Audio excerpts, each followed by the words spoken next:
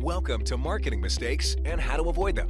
Join Stacy and learn from her 20 years of experience as she shares top-notch advice on marketing best practices for brands and walks you through how to leverage entertainment content and influencer partnerships to increase your brand's overall consumer engagement and, most importantly, your sales.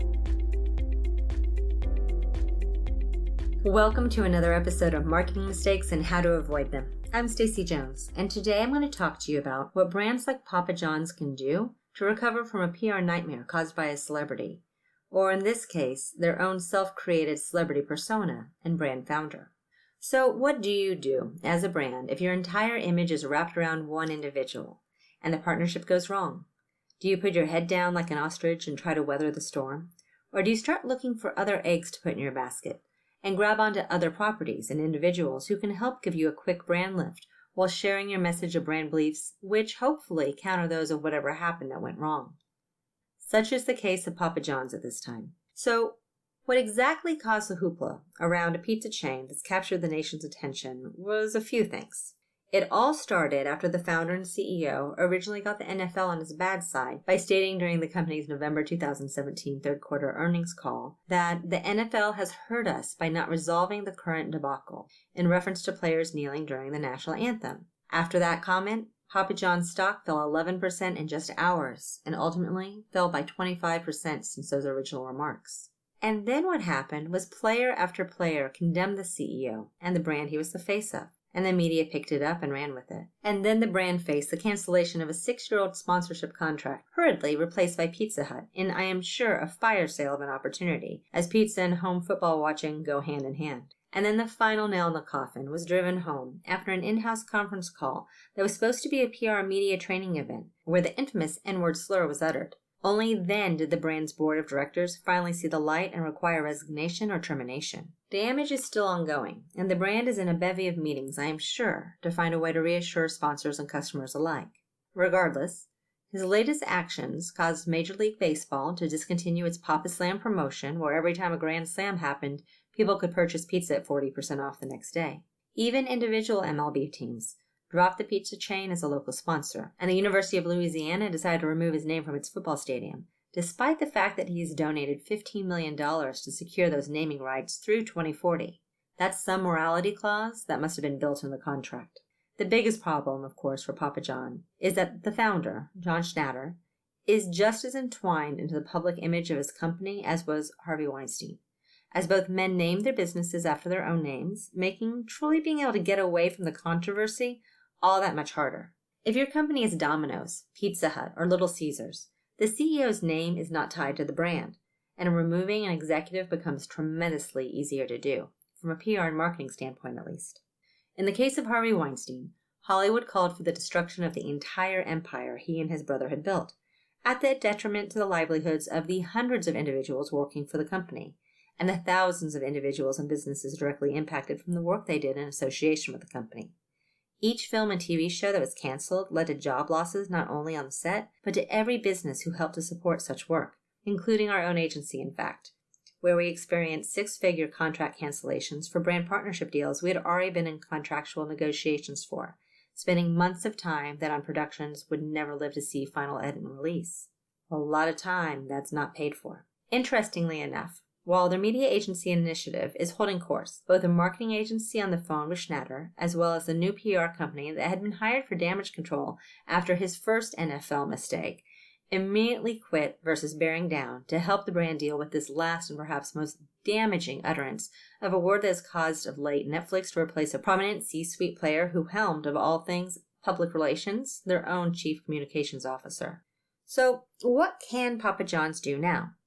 Realistically, anything they do at the moment is going to be under the media microscope, and they should be expecting to be looked at under a harsher light too. They're in a tough spot at the moment, so anything they touch will be stigmatized by someone who's looking to continue to challenge the brand. And there are always people who are going to try to take a hard stance and be very, very vocal about it. But it's those people who don't charge the megaphones who may actually have a softer viewpoint that the brand needs to really direct its actions and messaging towards. The very first thing that perhaps should have already happened earlier in the year has now finally occurred. The founder and CEO has been removed from helming the brand. which was obviously a very tough step to take in the first place, since Papa John's was very much so the baby he birthed and raised all through these long years of the brand's 33-year history.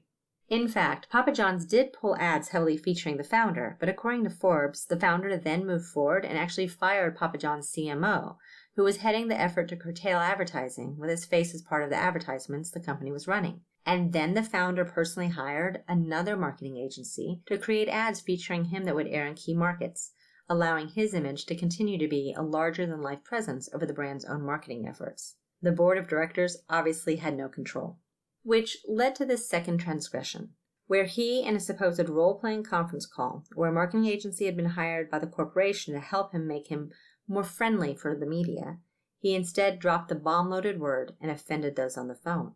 And the second thing, which is what will allow this very established and enjoyed by many, that chicken Alfredo pizza they have is actually really incredibly good with their garlic butter dipping sauce, I'll tell you, is that they are finally removing the founder's image from the brand's own logo itself, which should have happened immediately 7 months earlier. And that is the heart of the issue, and a question all brands in this day and age need to think about. Is it worth having a single individual so much the face of the brand?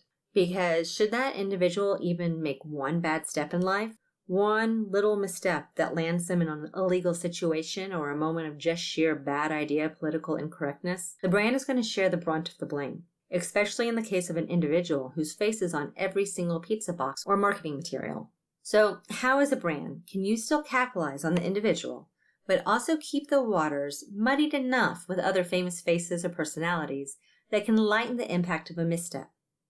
Well, for brands dealing with celebs, we suggest sharing spotlights or creating campaigns that may be less all brand and more brand moment, and looking for multiple celebrity or personality faces that can be branded over a specified time versus the life of the brand.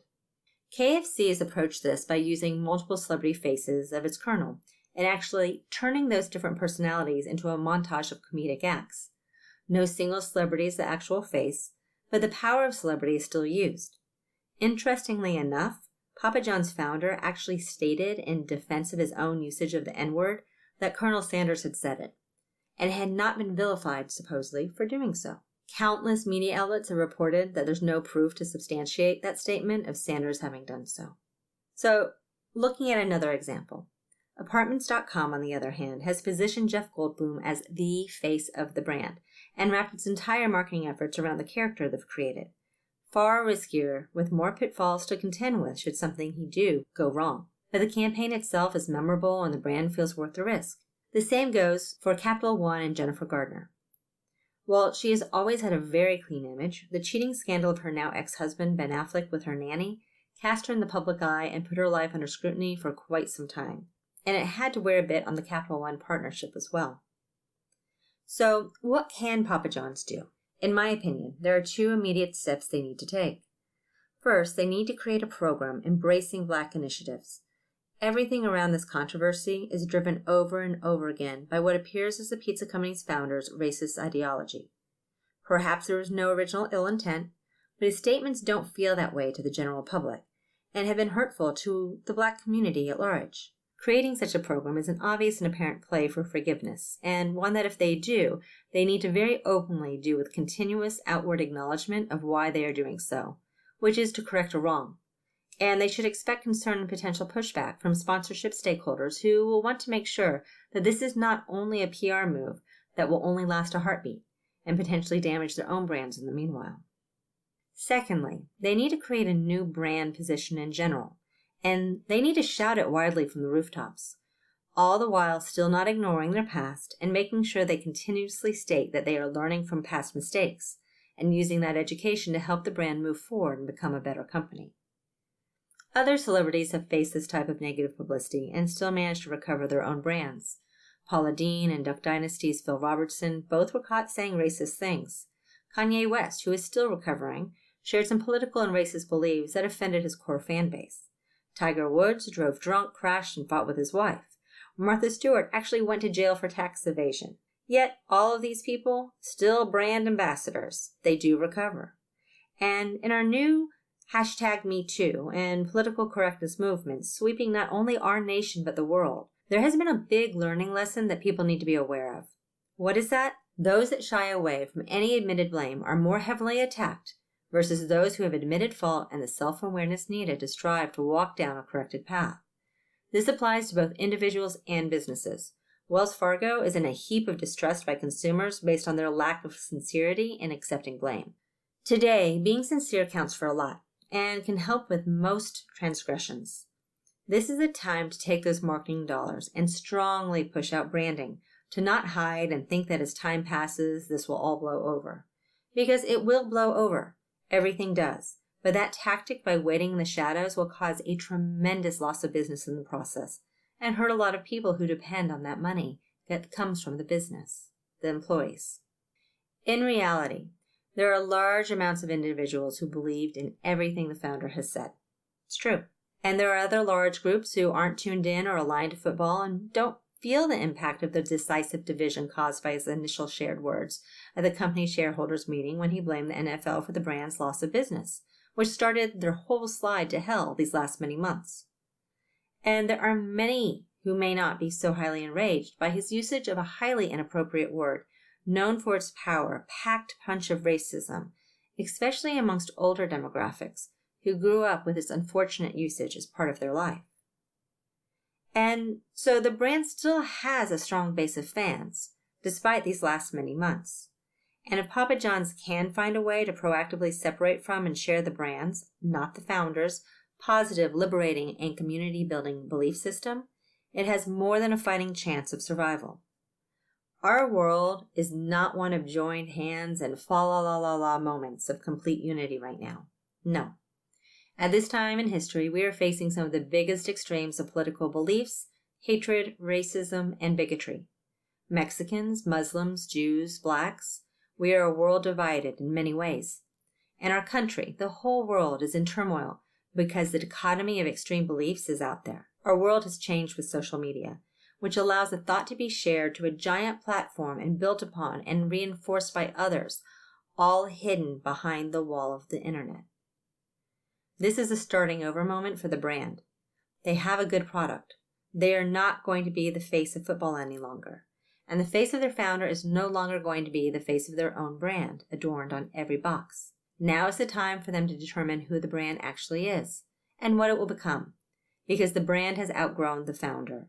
The company needs to use every spare nickel and dime, sharing that messaging to the public by leveraging other platforms that are trusted. From talk shows where they can get in front of the conversation with a spokesperson in place ready to answer the, okay, I admit it, previously agreed upon, questions and reinforce messaging, to scripted TV shows where messaging can safely be built in, to revisiting film partnerships, done well in years past with pizza promotions and co-branded delivery boxes, to speaking engagements, rotating different individuals from the company in news interviews and podcasts where the situation can be addressed and then eventually moved past, to other sports sponsorships, perhaps starting smaller in the community youth level and rebranding while rebuilding. Cheers to Papa John's Media Agency Initiative's CEO Amy Armstrong, who decided to stay the course as Papa John's media agency of record, because the brand is not about a founder. It is about the hundreds and thousands of employees who give their 40 hours plus every week at a job. It is about the time they sacrifice away from their own families to help build a brand and a company. It's about their getting paychecks that allow their family to thrive and the money that is then able to be put back into a community to grow. And it's about the product that they have all built and brought to life. Long live Papa John's for these reasons. And here's to hoping they figure it out as they have a mountain to climb ahead of them.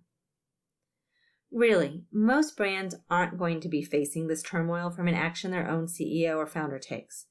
But the takeaway I want you to leave with today is that all brands, when investing in celebrity talent endorsement partnerships, it's essential to put in place and optimize a detailed safety plan prior to the activation to help you have the forethought to safeguard against potential blunders that could actually occur.